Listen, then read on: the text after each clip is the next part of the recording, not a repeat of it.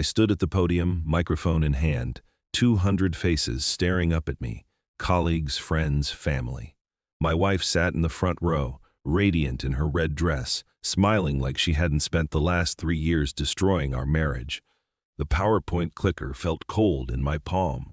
Everyone expected a thank you speech celebrating 32 years of loyalty, dedication, and partnership. What they got instead was the truth slide by slide, message by message, lie by lie, and what happened in the next 10 minutes didn't just end my career celebration. It ended her entire carefully constructed double life in front of everyone who mattered. If you believe cheaters deserve to face consequences in the most public way possible, you need to hit that subscribe button right now. Smash the like button, because this is a story about justice served ice cold in front of everyone who mattered: colleagues, family, friends, and 200 witnesses who would never let her rewrite history. Drop a comment and tell me, would you have had the guts to do what I did, or would you have kept the secret to save face? Let's get into this, because what you are about to hear is a masterclass in calculated vindication. 32 years. That is how long I gave to Morrison and Associates. 3 decades, plus 2 years for good measure. Started as a junior accountant fresh out of college, 23 years old. Cheapest suit from JCPenney. Resume printed on slightly too thick paper because I thought it would make me look more professional. I still remember my first day, September 1992. The office was on the 14th floor of a glass tower downtown. I shared a cubicle with another junior associate, Tom Chen, who would later become one of my closest friends, and eventually a senior partner himself. We were terrified, didn't know what we were doing. Spent our first week just trying to figure out the phone system and learning which partner you could joke with and which one would have you reviewing expense reports until midnight if you so much as smiled in their direction. But I learned. God, did I learn. I worked harder than everyone else because I had to. I wasn't the smartest guy in the room, not by a long shot. There were people with Ivy League degrees, people whose fathers played golf with the senior partners, people who seemed to inherently understand the unspoken rules of corporate advancement. I had a degree from a state school and parents who owned a hardware store in Ohio. What I lacked in connections, I made up for in sheer, stubborn persistence. 70-hour weeks became my normal. While other associates complained about overtime, I volunteered for it. Tax season. I was there until 2, 3, 4 in the morning, surrounded by file boxes and cold coffee, making sure every number balanced to the penny. Client presentations. I rehearsed them until I could deliver them in my sleep. Office politics. I navigated them carefully, staying neutral, staying useful, staying indispensable. The promotions came slowly but surely. Junior associate to associate, associate to senior associate to manager. Each step took years of proving myself, of being the person everyone could count on, the one who would fix the unfixable audit, who would calm the impossible client, who would mentor the struggling new hire. I missed things. A lot of things. My son's first soccer game. I was in Chicago closing a deal. My daughter's middle school graduation conference call with a client that couldn't be rescheduled. Date nights with Jennifer that got canceled because a partner needed something urgent that could have waited until Monday. Family vacations that I cut short or missed entirely because someone somewhere needed an accountant they could trust. But I told myself it was worth it. I was building something, not just a career, but a future. A foundation, financial security for my family, college funds for the kids, a retirement where Jennifer and I could finally travel, could finally have the time we'd been promising ourselves for someday. Someday, that word did a lot of heavy lifting in my marriage. I made partner at 41, youngest in the firm's history at that point. The celebration dinner was at Morton's Steakhouse. Jennifer, the kids, my parents who'd driven in from Ohio, Jennifer's parents. Everyone was proud. My father, a man who'd worked with his hands his entire life, shook my hand with tears in his eyes. "You made it," he said. "You really made it." And I had. Senior partner by 47, name on the letterhead, corner office with a view of the river, 6-figure bonuses. The kind of financial comfort I'd only dreamed about as a kid, counting pennies at my parents' hardware store register. The plan was always to retire at 55. That was the magic number, young enough to enjoy it, old enough to have built something substantial. Jennifer and I talked about it constantly. We'd get an RV drive across the country, visit all the national parks we'd only seen in documentaries, maybe spend winters in Arizona or Florida, learn to golf, take cooking classes, finally read all those books stacked on the nightstand. We had spreadsheets, actual retirement spreadsheets with projected expenses and investment returns and healthcare costs. Because that is the kind of person I am. I plan, I calculate, I make sure everything adds up before I commit. My 55th birthday was in March. The retirement party was scheduled for May 15th, exactly 32 years and 8 months after my first day at Morrison, and associates Jennifer had been helping me plan it for months. Everything was on track. Everything was going according to plan. And then the 23rd of April happened. It was a Thursday. I remember because Thursdays were my short days. I'd usually leave the office around 6 instead of 8 or 9. I'd been trying to do that more often, practice retirement, as Jennifer jokingly called it, coming home at a reasonable hour, having dinner together, watching whatever show she'd been following. I got home around 6:15. Jennifer's car was in the garage, but the house was quiet. "Jen," I called out. No answer. I figured she was in the shower or had headphones in, working out to one of those streaming fitness videos she'd gotten into over the past couple years. I went to the kitchen to grab a drink. My phone was dead. The battery had been dying faster lately, needed replacement. I'd been meaning to get it done but kept putting it off. Typical. Jennifer's phone was on the kitchen counter, plugged into the charger. We'd always had each other's passwords, 2 to 8 -0 -3, our anniversary, the 8th of February 2003. Wait, no, that is not right. We got married in 1995. The 8th of February 1995. The 2803 was, I can't even remember what it was from anymore. Some number that meant something to us once. The point is, we weren't those couples who guarded their phones like state secrets. I'd used hers before when mine died. She'd used mine to make calls when hers was charging upstairs. It wasn't a thing. We trusted each other. I picked up her phone to check my email, my work email. Specifically, there was a client situation I'd been monitoring, and I wanted to see if there had been any updates. The screen lit up as I picked it up, and there was a notification banner. Sitting right there at the top of the screen, Mark. "Can't wait for our weekend getaway. Love you, baby." So I stood there, just stood there in our kitchen, holding her phone, staring at those words. "Can't wait for our weekend getaway. Love you, baby," with a heart emoji. My brain did this weird thing where it simultaneously understood exactly what I was looking at and refused to process it. Like looking at one of those optical illusions where you can see two different images depending on how you focus your eyes, except instead of a vase or two faces, it was my wife's phone showing me that my marriage was a lie. The phone felt heavy, or maybe my arm felt heavy. Everything felt heavy suddenly. I should explain something about myself. I am not an impulsive person. 32 years in accounting teaches you to be methodical. When something doesn't add up, you don't immediately sound the alarm. You dig deeper. You find the source of the discrepancy. You make sure you are reading the data correctly before you draw conclusions. So I didn't scream, didn't throw the phone, didn't run upstairs to confront Jennifer. I opened the messages. The app opened right to the conversation with Mark, and I started scrolling up and up and up. The messages went back 3 years. 3 entire years of conversation between my wife and someone named Mark. My hands were shaking. I could feel my pulse in my temples, this pressure building behind my eyes. But I kept reading. Had such an amazing time this weekend. You make me feel alive again. Can't stop thinking about you. He is out of town again. Can you come over? He was me. I was. He not even. My husband. Just he. I scrolled faster, my stomach churning. The messages were exactly what you'd imagine. Plans to meet up, expressions of affection, inside jokes, photos. I couldn't bring myself to look at those closely. But worse than the sexual messages, worse than the explicit content, were the casual ones, the everyday ones. "Morning, beautiful. Have a great day. Thinking about you. Can't wait to see you later." The kind of messages I used to send Jennifer. Hell, the kind of messages I probably still sent Jennifer, thinking I was being romantic, thinking I was maintaining connection despite my busy work schedule. And then I found the messages about me. This is the part that really did me in. The affair itself was devastating, but reading what she said about me to this man, to Mark, the personal trainer, because of course that is who he was. That is what pushed me from shock into something darker. He is working late again. Shocking, right? Sometimes I feel like I am married to the firm, not a person.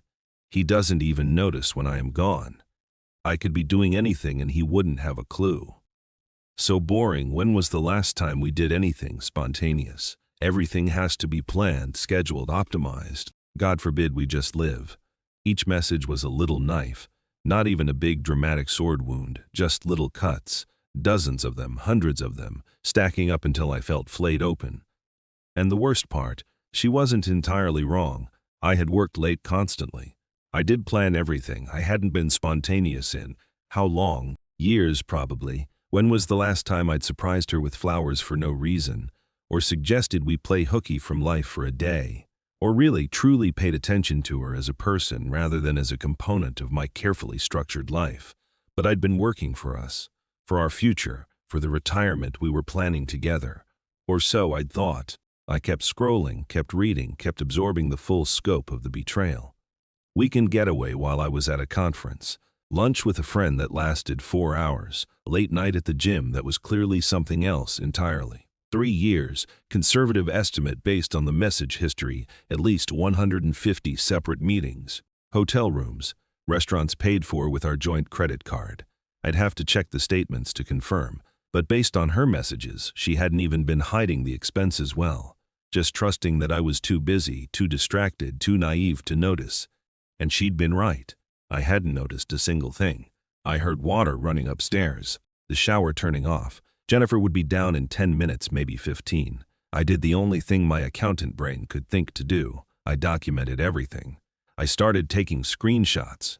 Message after message, my hands were still shaking, making it hard to hold the phone steady, but I managed. I screenshotted the most damning conversations. The ones about their plans, the ones where she talked about me, the ones with dates and times and locations. I didn't get all of them. There were thousands of messages, but I got enough. Dozens of screenshots, maybe 50 or 60, capturing the breadth and depth of the affair. Then I airdropped them to my work laptop, my personal laptop. I emailed them to my personal email account with the subject line evidence and no body text. I uploaded them to my cloud storage. I saved them to 3 different USB drives I kept in my home office. I am an accountant. I know how to back up important data. The whole process took maybe 8 minutes. I could hear Jennifer moving around upstairs. The blow dryer running, drawers opening and closing. I put her phone back exactly where I'd found it, exactly the same angle, same position on the counter, plugged in the same way. And then I went to the living room and sat down on the couch. Just sat there. My brain was. It is hard to describe. You know when a computer freezes and the cursor just spins and spins. That is what my thoughts felt like. Spinning, processing, unable to move forward or backward. Just stuck in this loop of this is happening. This is real. This is my life now. Jennifer came downstairs about 15 minutes later. She was wearing yoga pants and one of my old t-shirts from a company 5K we'd done years ago. Her hair was still damp from the shower. She looked comfortable, happy, completely at ease. "Hey, honey," she said, leaning down to kiss my cheek. She smelled like her usual shampoo, something floral I could never remember the name. "How was work?" "Fine," I said. My voice sounded normal, surprisingly normal. "How was your day?" "Good. Went to the gym, did some shopping, had lunch with Karen." Karen was her friend from book club, or was that a lie too? Was there even a book club? "That is nice," I said. She went to the kitchen, started pulling out ingredients for dinner. "I was thinking we'd do that pasta thing you like, the one with the sun-dried tomatoes." "Sounds great," and that is how it went. We made dinner together. Small talk about nothing. She told me about something funny she'd seen online. I told her about a client meeting. We ate at the kitchen table. We watched 2 episodes of some British mystery show she liked. We went to bed. She fell asleep in minutes. I could tell by her breathing, the way it deepened and slowed. I lay there in the dark, eyes wide open, staring at the ceiling, my mind racing through everything I'd read. 3 years. He doesn't even notice. Can't wait to see you. 3 years. I didn't sleep that night. Not even close. I watched the ceiling fan rotate slowly in the darkness, listened to Jennifer breathe peacefully beside me, and tried to figure out what to do next. By the time my alarm went off at 6, I'd made a decision. I wasn't going to confront her. Not yet. Not until I knew everything. See, here is the thing about being an accountant. You learn pretty quickly that incomplete information leads to bad decisions.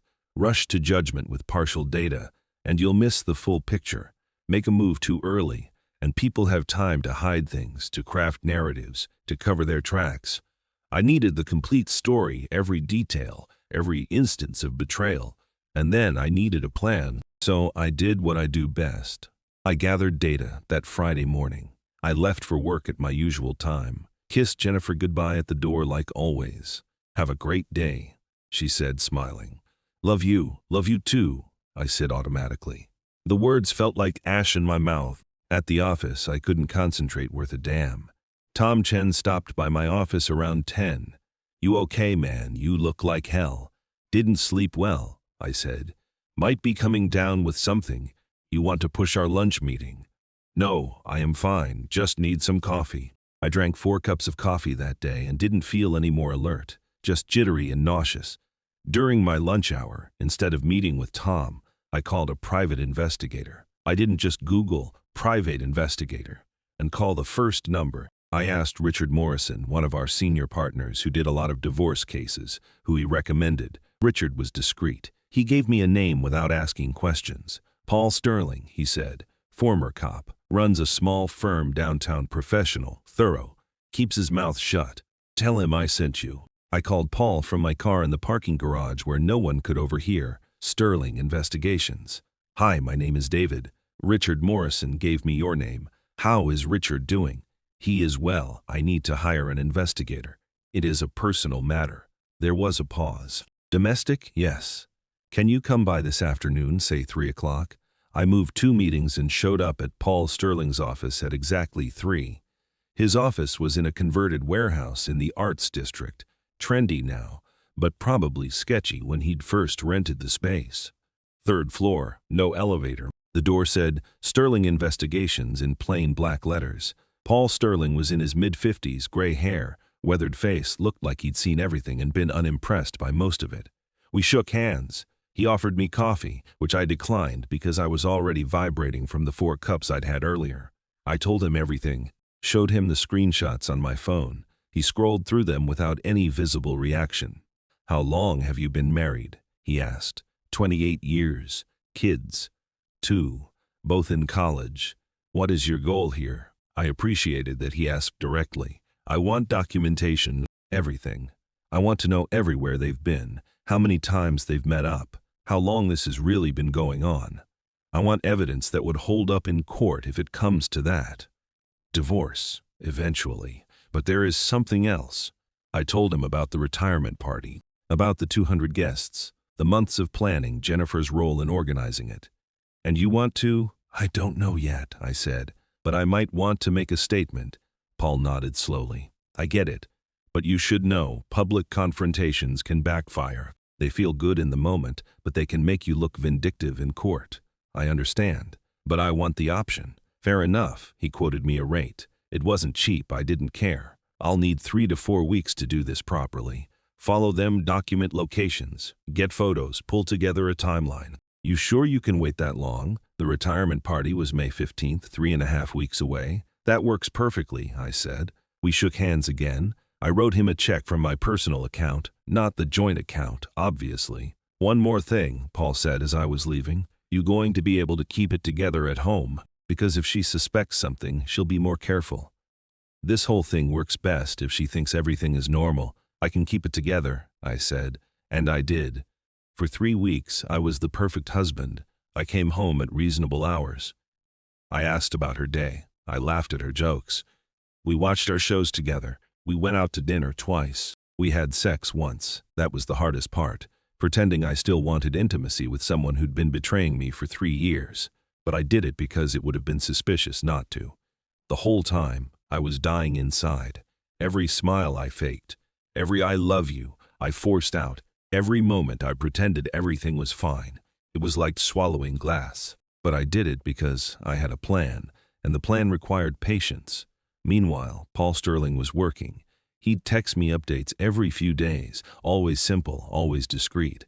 Subject met with target at Riverside Hotel, 2:30 to 5 p.m. Tuesday. Subject and target lunch at Mario's, Thursday 1 o'clock to 3:30. Subject at Gold's Gym, no contact with target. Each message was a fresh knife wound. But I saved everyone, added them to my growing folder of evidence. Paul was good at his job. Really good. He got photos. Not inappropriate ones. He was professional about it. But damning nonetheless. Jennifer and Mark entering a hotel together. Leaving 3 hours later, sitting at a restaurant table, holding hands. Walking through a park, his arm around her waist. In one photo, Jennifer was laughing at something, Mark said. She looked so happy, so carefree. I couldn't remember the last time I'd seen her laugh like that with me. Paul also did background research on Mark. Mark Anthony Sutherland, 34. Personal trainer at Gold's Gym, divorced. One kid he sees every other weekend. Been working at the gym for 6 years. Clean record, no red flags, just a guy having an affair with a married woman, 34. My wife was having an affair with a man barely older than our son. I also hired a divorce attorney. Not to file yet. I wanted all my evidence collected first, but to understand my options and protect my assets. The attorney, Margaret Chen, no relation to my colleague Tom, was sharp and thorough. We met in her office on a Saturday while Jennifer thought I was playing golf. Illinois is no fault, Margaret explained, but evidence of infidelity can still impact asset division, especially if marital funds were used to support the affair, which, based on what you are showing me, they definitely were. She had me pull 3 years of credit card statements from our joint account. We went through them together, highlighting charges that correlated with Jennifer's messages to Mark, restaurants, hotels, even some jewelry purchases I'd never seen her wear. She wasn't even trying to hide it, Margaret said, shaking her head. Look at this, Riverside Hotel, 3 separate occasions, $400 each time. That is a nice room. I never checked the statements, I admitted. I should have, but I trusted her, and I was always so busy with work. Don't blame yourself for trusting your wife, Margaret said firmly. That is what marriage is supposed to be. She is the one who violated that trust. We spent 4 hours going through everything, building a case. Margaret drafted divorce papers, ready to file as soon as I gave the word. She also recommended I change the locks on our house, open a separate bank account, and secure any valuable personal items. Are you sure you want to do the public confrontation at the retirement party? She asked. I have to tell you, as your attorney, it is risky. It could make you look vindictive. Judges don't always respond well to public humiliation tactics. I appreciate the advice, I said, but I am not trying to win points with the judge. I am trying to take back control of my own narrative. If I don't do this, she'll spin the story however she wants. She'll play victim. Tell everyone I was a workaholic who drove her into someone else's arms. Make me the bad guy. Margaret considered this. Fair point. And realistically, with the evidence we have, the public confrontation won't significantly impact the legal outcome. The infidelity is well documented regardless. Then I am doing it. Okay, then let's make sure you do it right. Margaret helped me understand the legal boundaries of what I could and couldn't present publicly. Everything I planned to show had to be legally obtained. Nothing obtained through illegal means. No hacking, no illegal surveillance. The screenshots from Jennifer's phone were acceptable because I had previously authorized access to her phone. The private investigator's work was all legal. He'd followed them in public spaces, photographed them in public spaces, nothing that violated privacy laws. You are clear, Margaret said. Everything you have is admissible, and frankly, it is pretty damning. Over those 3 weeks, I also made some other preparations. I opened a new bank account at a different bank and started moving my personal income there. I changed the password on all my personal email accounts and financial accounts. I gathered important documents, birth certificates, insurance policies, our kids' social security cards, and put them in a safe deposit box at my new bank. I contacted a locksmith and scheduled them to come change the locks on the house the morning after the retirement party. I found a furnished short-term rental apartment and paid for a month up front, a place for Jennifer to go when I kicked her out. I also went through our house systematically, identifying what was mine, what was hers, and what we'd need to split. I photographed every room, every valuable item, created an inventory. If things got ugly in the divorce, I wanted documentation of what we had before the separation, and I worked on the PowerPoint presentation. This was the centerpiece of my plan. The retirement party speech that would reveal everything. I worked on it late at night in my home office after Jennifer went to bed, carefully selecting which screenshots to include, deciding how to structure the reveal for maximum impact. making sure every slide was clear, readable from the back of a large ballroom. I probably revised it 50 times. It needed to be devastating but not crude, factual but emotionally resonant. It needed to tell the story clearly enough that no one in that room could misunderstand what had happened. The title slide just said the truth. I practiced the speech in my car during lunch breaks, making sure I could deliver it calmly and clearly without my voice breaking. All the while, life went on as normal at home. Jennifer kept planning the party. She'd show me seating charts and ask my opinion on centerpieces. She debated whether we should have a sit-down dinner or a buffet, whether the DJ should play 80s music or classic rock. "I want this to be perfect for you," she said one night, reviewing the final guest list. "You've worked so hard for so long. You deserve an amazing celebration." I looked at her, really looked at her. She seemed completely sincere, like she actually believed what she was saying, like she wasn't currently conducting a 3-year affair behind my back while planning my retirement party with the other hand. The cognitive dissonance was staggering. How do you do that? How do you live 2 completely separate lives and keep them from touching? How do you kiss your husband goodbye in the morning and meet your lover in the afternoon and feel nothing? No guilt, no shame, no moment of "what am I doing?" I didn't understand it, still don't. "Thanks, Jen," I said. "I am sure it'll be great." 3 days before the party, I had my final meeting with Paul Sterling. He handed me a thick folder. "Everything's in here. Full timeline, all photos, detailed report of every documented meeting between your wife and Mark Sutherland. Also included his background check, copies of hotel receipts I was able to obtain, and a comprehensive summary." I opened the folder. The first page was a timeline spanning 3 years. Conservative estimate, Jennifer and Mark had met up approximately 180 times, once or twice a week on average for 3 years. "The pattern is pretty consistent," Paul said. "Usually Tuesday or Thursday afternoons when you were at work, occasionally weekends when you were traveling. They have 3 or 4 regular spots. They rotate between 2 hotels, a few restaurants, his apartment when his kid isn't there." I flipped through the photos. They were professionally taken, clearly showing faces, locations, dates, and timestamps in the corners. "This is comprehensive," I said. "Thank you." "I also did something extra," Paul said. "I interviewed a couple of the hotel staff at the Riverside, the place they went most often, showed them photos, asked if they recognized the couple. 2 desk clerks confirmed they'd seen them together multiple times over the past year. They remembered because your wife always wore sunglasses inside, like she was trying not to be recognized." He handed me signed statements from the hotel staff. "I thought you might want corroboration beyond the photos, in case anyone tries to claim the pictures are out of context or something." "This is beyond thorough," I said. "I can't thank you enough." "It is a shit situation," Paul said, "but at least now you know exactly what you were dealing with. No ambiguity, no room for her to gaslight you or minimize it." He was right. There was a strange sense of relief in having everything documented so completely. No more wondering. No more doubts, just cold, hard, irrefutable facts. 2 days before the party, I had one more task. I called both of my kids. This was delicate. They were both in college. My daughter Emma finishing her 3rd year of medical school. My son Jake in his 2nd year of engineering school. They were busy with finals. I didn't want to destroy their world right before exams, but I also couldn't let them hear about this secondhand after the party. I called Emma first. "Hey, sweetie, do you have a few minutes to talk?" "Sure, Dad. What is up? Are you getting nervous about the retirement party?"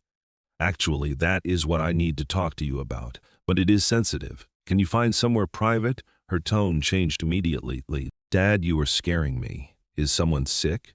"No one's sick, but I need to tell you something about your mother." I told her everything, the messages I'd found. The investigation, the evidence. I kept it factual, not emotional, just laid out the facts.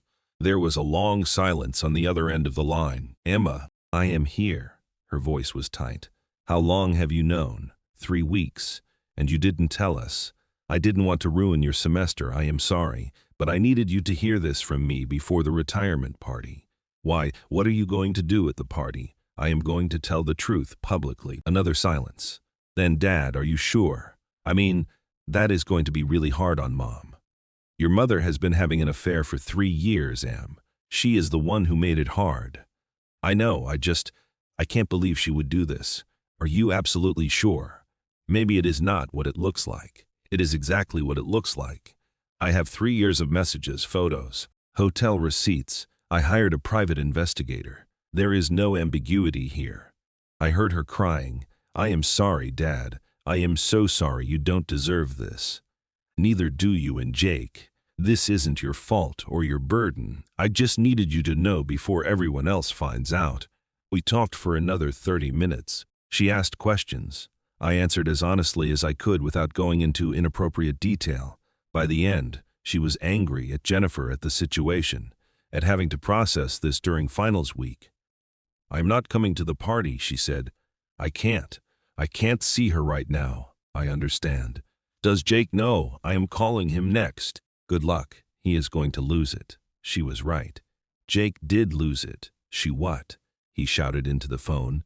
For 3 years. I know this is a lot. A lot, Dad. I can't even. Who is this guy? His name is Mark. He is a personal trainer at the gym. The gym we're paying for. With our joint account. While I am taking out student loans because you guys said we needed to be careful with money, I hadn't even thought about that angle.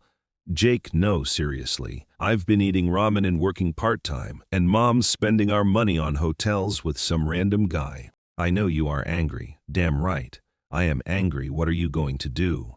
I told him the plan. Unlike Emma, he was immediately supportive. Good, he said viciously. She deserves it. She deserves everyone knowing what she did. You've worked your entire life for this family, and she just... God, I can't even talk to her right now. You don't have to. Take the time you need. I am coming to the party, he said. I am going to be there. She needs to see that we know what she did. Jake, you have finals. I'll figure it out. I am coming. And he did. Both kids did, actually. Emma called back the next day and said she'd changed her mind. She wanted to be there to support me.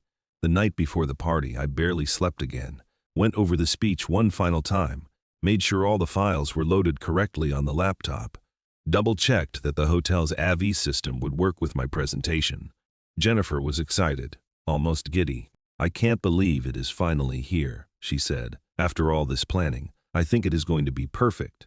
I am sure it will be memorable, I said. She kissed me.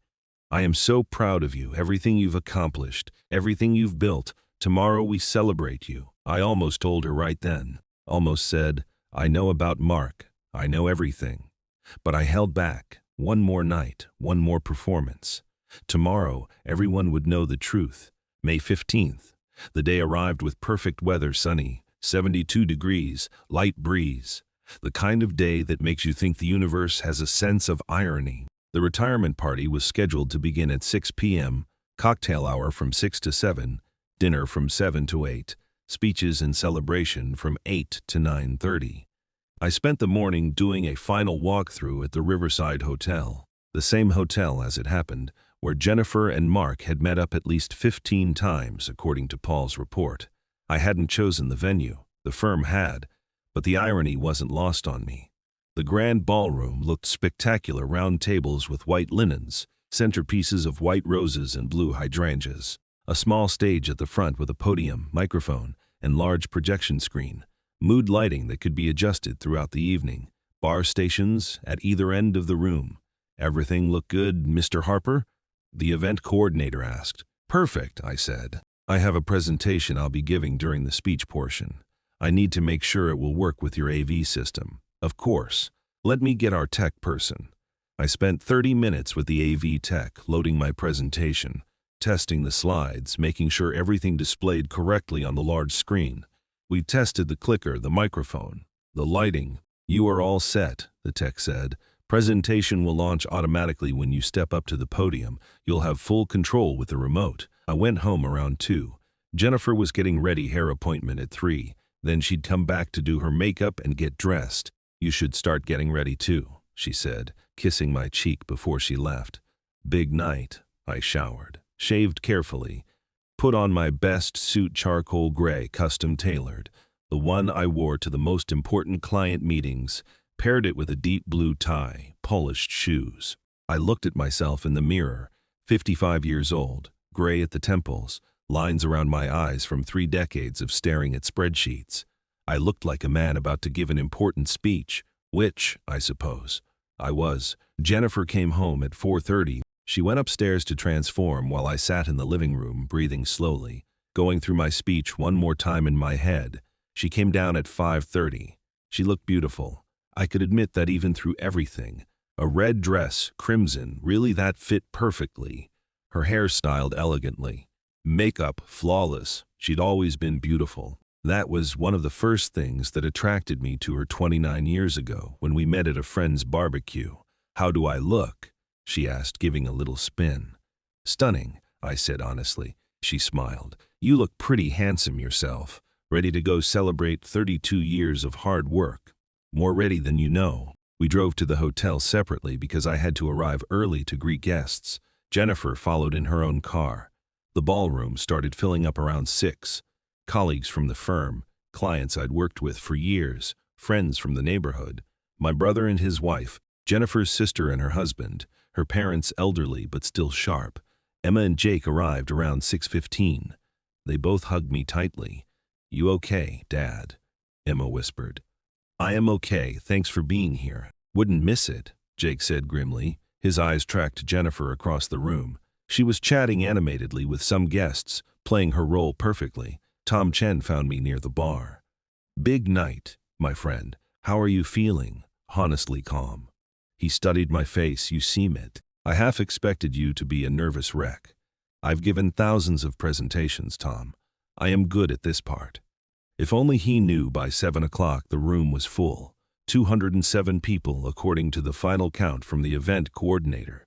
Every seat taken. The energy was festive, people laughing, drinking, catching up with colleagues they hadn't seen in a while. Dinner was served. Prime rib or Chilean sea bass, sides of roasted vegetables and garlic mashed potatoes. Jennifer sat next to me at the head table, along with the senior partners and their spouses. She kept touching my arm, smiling at me, playing the supportive wife. "I'm so happy for you," she said quietly during the meal. "You really did it. You should be so proud." "I am," I said, "proud of a lot of things." Dessert came around 8:15, chocolate torte with raspberry coulis, coffee and tea service. The lights dimmed slightly, and Richard Morrison stood up to introduce the speaking portion of the evening. "Ladies and gentlemen," Richard said into the microphone, "if I could have your attention, we're here tonight to celebrate an extraordinary career. David Harper joined Morrison and Associates 32 years ago as a junior associate, and he has risen through the ranks through sheer dedication, integrity, and exceptional work. I've had the privilege of working alongside him for 3 decades, and I can say without hesitation that he is one of the finest accountants and human beings I've ever known." Applause, genuine, warm applause from people who respected me. David has been more than a colleague. He has been a mentor, a friend, and a cornerstone of this firm. Tonight, as he steps away from his career to begin a well-earned retirement, we want to honor everything he has accomplished. "David, would you come up and say a few words?" More applause.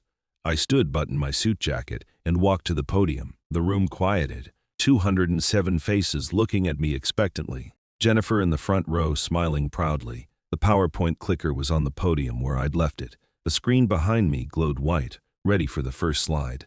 "Thank you, Richard. Thank you all for being here tonight." I began. My voice was steady, clear. 32 years is a long time to spend anywhere, Ziegler. Morrison and Associates has been more than just a workplace for me. It has been a second home, a second family. I've learned so much from so many of you, grown professionally and personally, and I am genuinely grateful for every opportunity this firm has given me. Standard opening. People nodded, smiled. A few raised their glasses. "But tonight isn't just about my career," I continued. "It is about truth and transparency and giving people the full picture of who I am and what my life has been." A few confused glances. Jennifer's smile wavered slightly, though she still looked puzzled rather than alarmed. I clicked the remote. The first slide appeared on the screen. A wedding photo. Jennifer and me, the 8th of February, 1995, standing outside a small church in Ohio, young, happy, hopeful. "This is the day I married my wife, Jennifer," I said. 28 years ago. I stood in front of our families and friends and made vows to love her, to honor her, to be faithful, to stand by her through good times and bad. I paused, letting that hang in the air. I kept those vows, every single one of them. For 28 years I was faithful, devoted, and committed to our marriage. Click, the next slide appeared. A screenshot of text messages, enlarged and clearly readable even from the back of the room. Mark, can't wait to see you tonight. Missed you so much, baby timey Jennifer. Me too, he is working late again. We'll have plenty of time. The room went completely silent. I let people absorb what they were seeing. Gave it maybe 10 seconds that felt like an hour. These are text messages between my wife and a man named Mark Sutherland, I said calmly. Mark is a personal trainer at Gold's Gym. He is 34 years old, and for the past 3 years he and my wife have been having an affair. I could hear the gasps, the sharp intakes of breath, could feel the energy in the room shift from celebratory to shocked. Click another slide. More messages. Jennifer, that hotel room was amazing. Can we go back next week? Mark, anything for you, beautiful. I'll book it tonight. Click another one. Jennifer, he doesn't even notice when I am gone. I could be doing anything, and he wouldn't have a clue. That message hit particularly hard. Even I felt it again, that fresh knife twist of seeing how little she thought of me. Jennifer stood up suddenly. Her chair scraped loudly against the floor. David, what are you? Stop this. Sit down, Jennifer, I said. Not loudly, not angrily, just firmly. Everyone here came to learn the truth about my life. They're going to get it. She looked around wildly. Her face was white, tears already forming. Her sister half stood, looking torn between supporting Jennifer and being appalled by what was on the screen. Click. More messages. These ones showing the planning, the logistics of the affair. Jennifer, can you get away Thursday afternoon? He's got a client meeting in Chicago, won't be back until Friday. Mark, I'll clear my schedule, same place. Jennifer, same place, Sivin. I discovered these messages 3 weeks ago, I continued. Completely by accident. I needed to check my email, my phone was dead, and I picked up my wife's phone. We'd always had each other's passwords. We trusted each other. I let that word, trusted, sit heavy in the air. What I found was 3 years of messages, thousands of them, detailing an ongoing affair. And I want to be clear about something. I didn't come to this conclusion hastily. I didn't overreact to a single out-of-context message. I did what I always do. I gathered all the information, documented everything, and made sure I understood the full scope of what I was dealing with. Click a different kind of slide now, a photograph. Jennifer and Mark walking into the Riverside Hotel, date and timestamp in the corner, the 28th of March, 2024. I hired a private investigator, I said. Paul Sterling, former police detective, highly recommended. Over the past 3 weeks, he documented every interaction between my wife and Mr. Sutherland. This photo was taken right here, at this hotel, 5 weeks ago. The irony wasn't lost on anyone. We were celebrating in the same building where Jennifer had been conducting her affair. Click. Another photo. The two of them leaving the hotel 3 hours later. Click. Jennifer and Mark at a restaurant, holding hands across the table. Click. Walking through a park, his arm around her waist. Each photo was damning, each one telling a story that couldn't be denied or explained away. Jennifer was crying openly now, but she'd stopped trying to leave. Maybe she realized it would look worse to flee. Maybe she was frozen in shock. I don't know. I wasn't looking at her anymore. Over the past 3 years, I continued, based on the documented messages and the investigator's report, my wife and Mr. Sutherland met approximately 180 times, hotel rooms, restaurants, his apartment, sometimes while I was at work, sometimes while I was traveling for business, sometimes on weekends when I thought she was having lunch with friends. Click hotel receipts, showing charges to our joint credit card. These hotels weren't cheap. The Riverside charges $400 a night for their standard rooms. Over 3 years, best estimate, my wife spent approximately $60,000 of our marital funds on this affair. $60,000 from our joint account, the account I contributed to while working 70-hour weeks, the account we designated for retirement savings and our children's education. I could see people doing the math in their heads. $60,000 for hotel rooms for another man. Jake, sitting near the front, had his jaw clenched so tight I thought his teeth might crack. Emma had tears running down her face but was sitting straight-backed, refusing to look away. I want to address something, I said, because I know what some of you might be thinking. He worked too much, he neglected his marriage. He drove her to this. And you know what? Parts of that aren't entirely wrong. This seemed to surprise people. Several shifted in their seats. I did work too much. I missed family dinners. I was on my phone during vacations. I prioritized clients over my wife's requests for spontaneity and attention. I became the kind of husband who planned everything and forgot how to be spontaneous. Those are my failures, and I own them. Click back to the messages, one in particular. Jennifer, sometimes I feel like I am married to his job, not him. Mark makes me feel alive again. My wife felt neglected, I said, and instead of communicating that to me, instead of saying, David, we need to work on our marriage. I am unhappy. Something needs to change. She chose to handle it by starting a 3-year affair with a man 15 years her junior, spending thousands of our dollars, and lying to my face every single day. The room was absolutely riveted. This had stopped being a retirement party and become something else entirely. A public testimony, a trial, a reckoning. I am not here to claim I was a perfect husband, I said. But I was faithful, I was committed, and when I found out about the affair 3 weeks ago, I had choices. I could have confronted her privately, filed for divorce quietly. Let everyone here tonight continue believing in the fiction of our happy marriage. Click a slide with just text, large letters, the truth matters. But I chose this instead. I chose transparency. I chose to control my own narrative instead of letting her control it. Because if I'd done this privately, here is what would have happened. She would have told everyone her version first.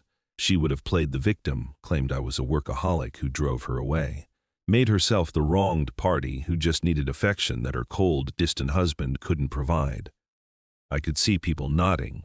They understood. By doing this publicly in front of everyone who matters, colleagues, friends, family, I am ensuring that the truth is told first, documented, witnessed. No one gets to rewrite this story later. Click. A final slide. Divorce papers, the header clearly visible. I've filed for divorce. The papers were served to Jennifer this morning, though she clearly didn't read them before coming here tonight. That was a guess, but based on her shock, an accurate one. Our marriage is over.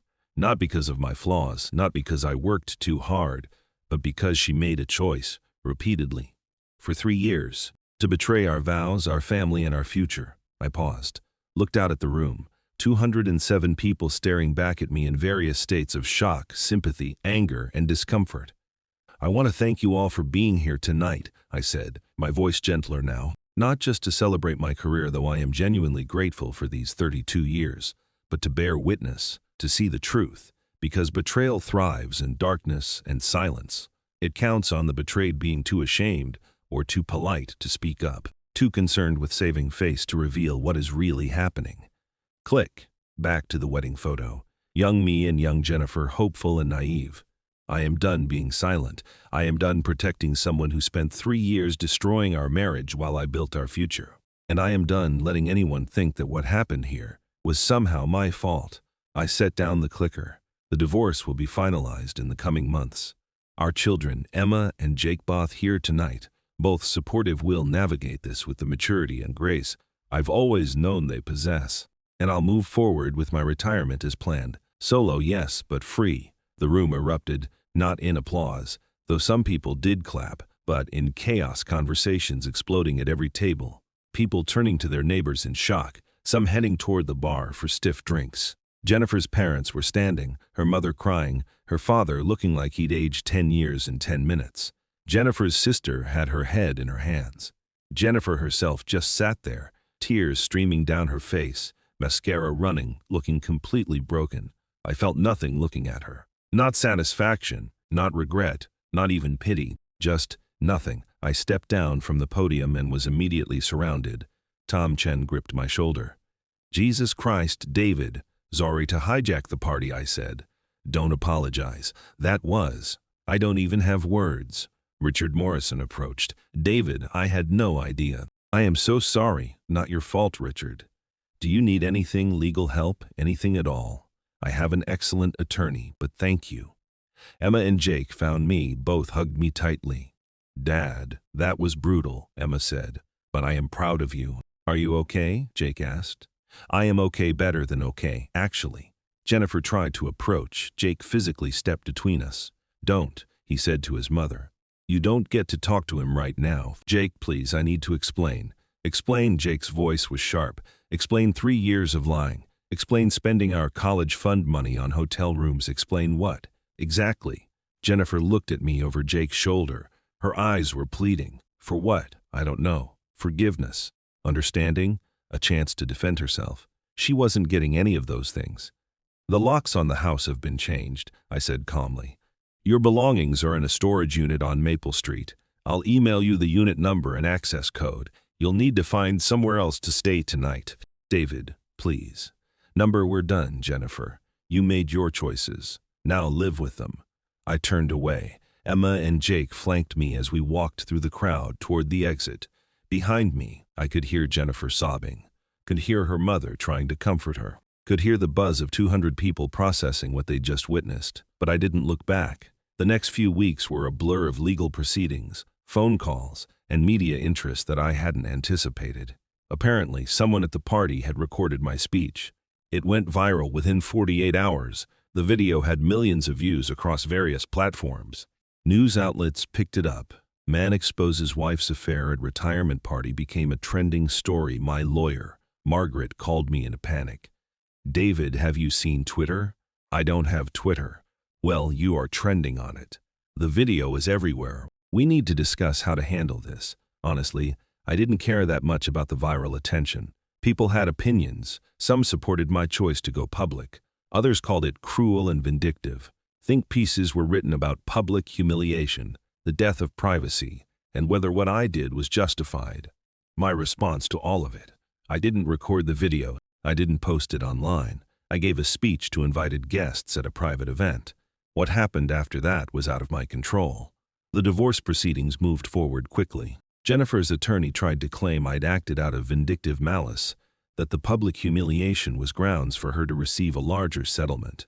Margaret shut that down fast. Your client committed adultery for 3 years and spent over $60,000 of marital funds on the affair. My client documenting and revealing that adultery doesn't entitle her to anything except the consequences of her choices. The judge agreed. Illinois is a no-fault divorce state, but the misuse of marital funds absolutely impacted asset division. I kept the house. We split the retirement accounts 50-50, but I kept my full pension. Jennifer got her car, her personal belongings, and alimony for 5 years, far less than she would have gotten without the documented infidelity. She tried to reach out several times in those first few weeks, emails, texts, even showing up at my brother's house hoping to find me there. I blocked her number, had Margaret send a cease and desist letter. I had nothing to say to her. The kids struggled. Both stayed in contact with Jennifer. She was still their mother, but the relationship was strained. Emma told me that Jennifer kept trying to explain, to justify, to claim she'd been unhappy for years. She keeps saying you work too much, Emma said during one of our phone calls. That she felt invisible. And what do you think? I asked. I think that even if that is true, she had options. Talk to you, go to counseling, actually communicate instead of cheating for 3 years. Being unhappy doesn't justify what she did. Jake was even more blunt. She is playing the victim, acting like you forced her into someone else's bed because you had to work long hours. It is bullshit, Dad. You were providing for us, building a future. She was just selfish. I tried not to influence how my kids saw their mother, but I also wasn't going to pretend the situation was more nuanced than it was. Jennifer made choices. Every day for 3 years, she woke up and chose to continue the affair. Those weren't accidental choices made in a moment of weakness. They were deliberate, sustained, calculated betrayals. Mark Sutherland, the personal trainer, became briefly internet famous as well. Someone tracked him down and did a whole expose, and turned out he'd had affairs with multiple married clients at the gym. The gym fired him. His ex-wife went on social media to say she'd divorced him for similar reasons. He became the poster child for sleazy fitness trainers who prey on vulnerable married women. And yes, I know Jennifer wasn't prey. She was a willing participant. But the internet loves a villain, and Mark fit the bill. About a month after the party, I ran into Tom Chen at a coffee shop. We'd kept in touch, but this was our first in-person meeting since the retirement party. How are you holding up? Tom asked. Honestly, better than I expected. The divorce is almost final. I've started actually enjoying retirement, started reading again, picked up golf, joined a hiking group. No regrets about how you handled it. Not one. People keep asking me that. Don't you wish you'd done it privately? And the answer is no. Because if I had, Jennifer would have spent the next year telling everyone her version of events, making me the villain, claiming I'd neglected her into someone else's arms. This way, 200 people know exactly what happened. No ambiguity. No room for her to rewrite history. Tom nodded slowly. You know what is weird? I've heard from at least 10 people who were at that party, and every single one of them said the same thing. I had no idea. Everyone thought you two had a solid marriage. We did, or I thought we did. That is what makes betrayal so devastating. You don't see it coming. Any interest in dating again? I laughed. Tom, I've been married for 28 years. I don't even know how dating works anymore. Are people still using Tinder, or has that been replaced by something else? It has been replaced by several something else's. Then no, I am not ready for that. Maybe someday, but right now I am just enjoying being single, no one to answer to, no schedules to coordinate, no secrets to keep. And I was.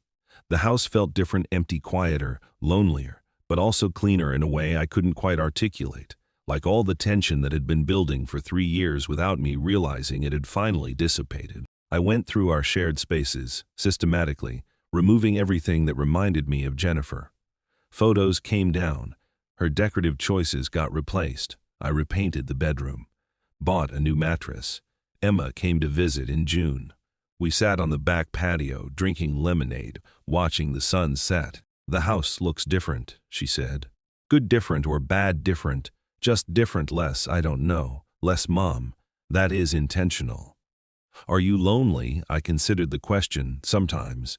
But I am not alone, which is different. I have friends. I have you and Jake.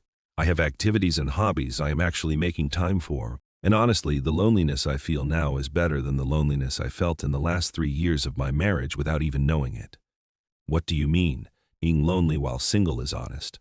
You know what you are missing, but being lonely in a marriage where your partner is lying to you every day, that is a special kind of isolation. You think you have companionship when really you are completely alone. Emma was quiet for a moment. She called me last week, asked if I thought you'd ever forgive her. What did you tell her? I told her I didn't think forgiveness was the point, that you'd moved on, that she needed to do the same. That was diplomatic. I am trying to maintain a relationship with her dad. It is hard. Every time we talk, I am angry about what she did to you, to our family. But she is still my mom. I know. And I don't want you to cut her off on my account. Your relationship with your mother is separate from my relationship with her. You can love her and still acknowledge she made terrible choices. Thanks for understanding that. We sat in comfortable silence, watching the sky turn orange and purple.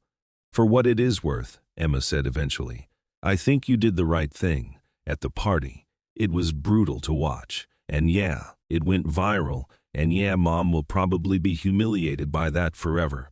But she earned that humiliation, and you earned the right to tell the truth. That means a lot, Em. The divorce was finalized in July, 4 months from discovery to done, relatively quick, all things considered. Margaret had done excellent work protecting my interests while keeping the proceedings moving. I got the notification on a Wednesday afternoon, just an email from the court. Divorce decree filed and finalized. 28 years of marriage ended with an email. I sat with that for a while. Tried to feel something, sadness, relief, regret, anything. Mostly I just felt tired, but also free. That evening, I went out to dinner with Jake, who'd come home for the summer. He'd graduated in May and was starting a job in Seattle in the fall, but wanted to spend some time at home first. So it is official? He asked over steaks at a restaurant downtown.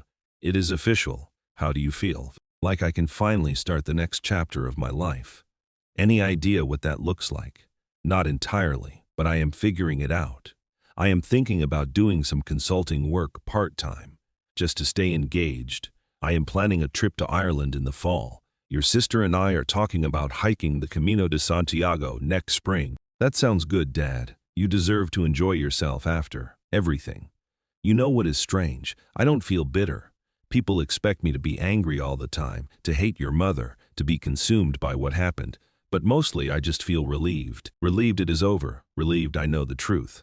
Relieved I don't have to pretend anymore. Jake raised his glass to new chapters. I clinked my glass against his, to new chapters. The viral video eventually faded from public consciousness, replaced by newer scandals and dramas. Occasionally someone would recognize me. Hey, aren't you the retirement party guy? But even that became less frequent as months passed. I settled into retirement properly, joined a book club, started volunteering at a local nonprofit that provided free tax preparation for low-income families, took a woodworking class, traveled to places Jennifer and I had always talked about visiting but never made time for. And slowly the wound healed. Not completely. I don't think betrayal ever fully heals. There are still moments when something will remind me of those 3 years of lies. A song that was playing in the background of one of her messages to Marv, the Riverside Hotel, which I drive past occasionally and always feel a twist in my gut. Random couples being affectionate in public, making me wonder if one of them is lying. But those moments became less frequent, less sharp. About 8 months after the divorce, I went on my first date. A woman named Patricia from the hiking group. She was 52, divorced 3 years earlier, taught high school English. We had coffee. Talked for 2 hours, agreed to do it again. It didn't turn into anything serious. We were better as friends, but it was a milestone, proof that I could connect with someone new without the shadow of Jennifer's betrayal coloring everything. Tom Chen told me that Jennifer had moved to Arizona.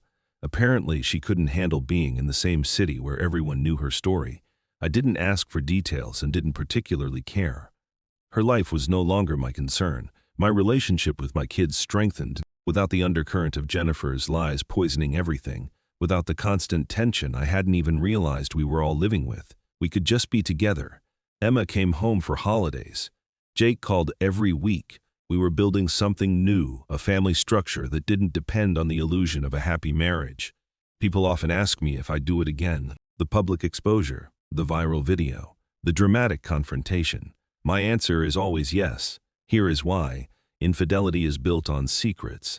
The cheating spouse depends on the betrayed partner being too ashamed, too embarrassed, too concerned with appearances to reveal what is really happening. They count on you valuing privacy over truth, decorum over honesty. By choosing to go public, by standing up in front of 200 people and showing them exactly what Jennifer had done, I took away her power to control the narrative. I made it impossible for her to play victim, to twist the story, to make my work ethic the villain and her affair the understandable consequence. Was it vengeful? Maybe, but it was also truthful. Every slide I showed, every message I read, every photo I displayed, all of it was factually accurate. I didn't exaggerate, didn't lie, didn't manipulate the evidence. I simply revealed what she'd been hiding for 3 years. And yes, it was public humiliation, but she earned that humiliation.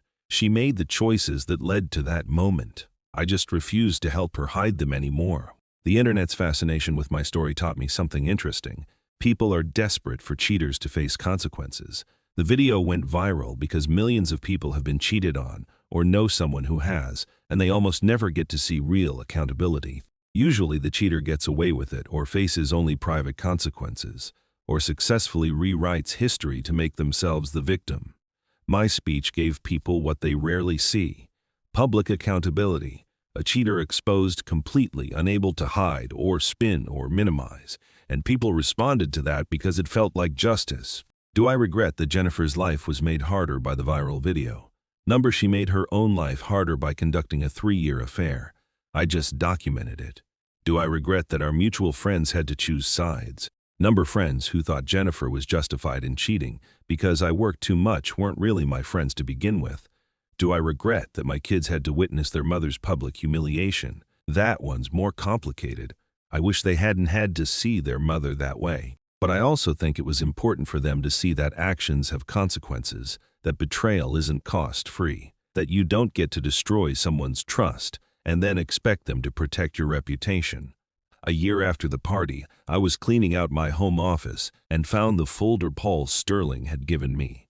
The complete investigation report. Photos, timelines, hotel receipts, evidence I'd shown publicly but hadn't looked at since. I sat with it for a moment, considering whether to keep it or throw it away.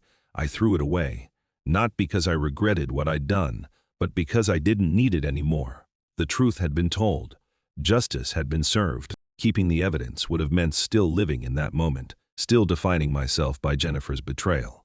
And I was ready to be defined by what came next instead. I think that is the real victory, not the public exposure, not the viral video, not even the favorable divorce settlement. The real victory is that I got my life back. I am no longer living a lie. I am no longer in a marriage with someone who didn't respect me. I am no longer working 70-hour weeks for a future with someone who is actively undermining that future. I am just living, honestly, openly, on my own terms. And that, ultimately, is what revenge really looks like. Not destruction of the other person. Thou, Jennifer, certainly faced consequences. But reclamation of yourself, taking back the power that betrayal stripped away, refusing to be diminished by someone else's choices. It has been 18 months now since the retirement party. 18 months since I stood at that podium and showed 200 people who my wife really was. I am genuinely happy. Not, I am fine, really happy. Actually happy. I traveled to Ireland last fall, drove the Ring of Kerry, kissed the Blarney Stone, spent 3 days in a cottage in Galway drinking Guinness and reading by the fireplace. Went completely alone and loved every minute of it. Emma and I hiked part of the Camino de Santiago last spring, 30 miles over 4 days, just the two of us talking about everything and nothing. She told me she was proud of how I'd handled everything, that I'd taught her it was okay to stand up for yourself, even when it is uncomfortable. Jake got engaged to his girlfriend of 2 years. They're planning a small wedding in Seattle next summer. He asked me to officiate. I am getting ordained online to do it. I am dating someone. Patricia, actually the woman from the hiking group. We reconnected 6 months ago at a trail cleanup event, started spending more time together, and eventually admitted we wanted to be more than friends. It is easy and comfortable and honest. She knows my whole story. Everyone does, thanks to the viral video, and she has never made me feel damaged or bitter or like I need to be fixed. I still do occasional consulting work for Morrison and Associates. Tom Chen calls me when they have particularly complex audits. I like staying connected to the work without the pressure of 70-hour weeks. And I've learned to be okay with the quiet, with evenings alone reading, with spontaneous decisions to drive to the lake for the afternoon, with a life that doesn't revolve around someone else's schedule or secrets. Jennifer, from what I hear through the grapevine, is still in Arizona. She is dating someone, apparently. I hope she has learned something from what happened. I hope she is capable of being faithful to the next person. But mostly I just don't think about her anymore. The anger is gone. The hurt has faded to a dull ache that only surfaces occasionally. What remains is just peace, the peace of knowing I stood up for myself, that I told the truth when it mattered, that I didn't let betrayal define me or diminish me. Here is what I know now that I didn't know before. Betrayal only wins if you let it, if you absorb the shame that rightfully belongs to the person who betrayed you, if you protect their reputation at the cost of your own truth, if you let them control the story. I didn't let any of that happen, and neither should you if you ever find yourself in a similar situation. The truth isn't something to be ashamed of. It is the most powerful weapon you have. Use it. So that is my story. The night I turned my retirement party into a public reckoning and took back control of my life. If you think cheaters deserve to be exposed, absolutely destroy that like button. Subscribe for more stories where people refuse to be victims and choose truth over comfort. And drop a comment. I want to hear your take. Would you have done the same thing, or would you have handled it differently? Have you ever exposed a cheater? Tell me your story. Thanks for watching this entire journey. And remember, your loyalty, your honesty, your integrity, those have value. Don't let anyone make you feel like protecting someone else's lies is more important than telling your own truth. I'll see you in the next one.